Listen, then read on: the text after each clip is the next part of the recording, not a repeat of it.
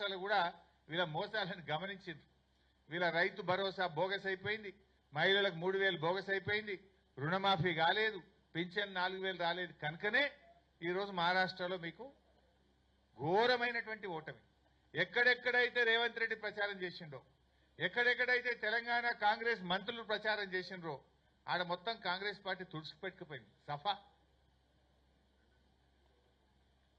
2-3 నెలల ముందు మంచిగుంటే వీళ్ళు పోకముందు కాంగ్రెస్ గెలుతుంది అన్నట్టు అన్నారు. ఎప్పుడైతే వీళ్ళు పోయినరో వీళ్ళ ముఖాలు యాదికొచ్చినాయి, వీళ్ళు తెలంగాణలో అన్ని ఎగబెట్టిరని. ఒక 3 నెలల కింద కాంగ్రెస్ మంచిగానే ఉంది, గెలుతుంది అన్నట్టుగా అందరు. ఆ కూటమి ఏది వీళ్ళ ఇండియా కూటమా, ఇదో కూటమి. ఈ కూటమి మంచిగానే ఉంది, గెలుతుండొచ్చు, బాగా తగ్గపరుంది అన్నారు. ఈ రేవంత్ రెడ్డి కాంగ్రెస్ మంత్రులు ప్రచారానికి పోయినప్పటి నుంచి అది కిందికి పడ్డది కదా, లేసులేదు కదా. అందులో బార్డర్ ఏది తెలంగాణ బార్డర్లో వీళ్ళు ఎక్కువ తిరిగిరు. విదర్భ, మరట్వాడ ఆడ మొత్తం కుదిరిచిపెట్టుకుపోయింది. వీళ్ళు ఏడైతే తిరిగినరో ఆడనే ఖతమైపోయింది.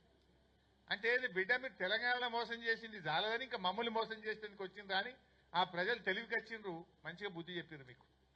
నేను చెప్పదలుచుకుంది ఏంటంటే ఫైనల్గా మహారాష్ట్ర ఓటమితోనైనా కళ్ళు తెరుగుండ్రి. ఇంకా మోసాలు, ఈ పిచ్చి పిచ్చి మాటలు, ఢిల్లీకి మూటలు కట్టుడు, ఈ పిచ్చి మాటలు మాట్లాడు బంద్ చేసి ప్రజలకు మా హామీ ఇచ్చిన 6 గ్యారెంటీలు వెంటనే అమలు చేయండి. 100 రోజులు కాదు, 350 రోజులు దాటింది.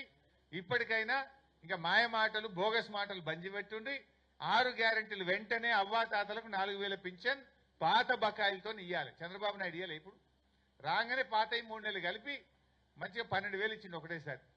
నువ్వు కూడా ఇప్పుడు నువ్వు కూడా 4,000 కాడికి 11 నెలలు దాటి 12 నెలలు వచ్చింది. అంటే ఒక్కొక్క మహిళకి 24,000 రూపాయలు మన వృద్ధులకు బాకీ పడ్డావు, మహిళలకు 26,000 బాకీ పడ్డావు. అవన్నీ కూడా మహాలక్ష్మి కానీ వృద్ధులది కానీ ఇవన్నీ కూడా బకాయిలతో సహా చెల్లించాలని చెప్పి మేము కాంగ్రెస్ పార్టీని డిమాండ్ చేస్తున్నాం.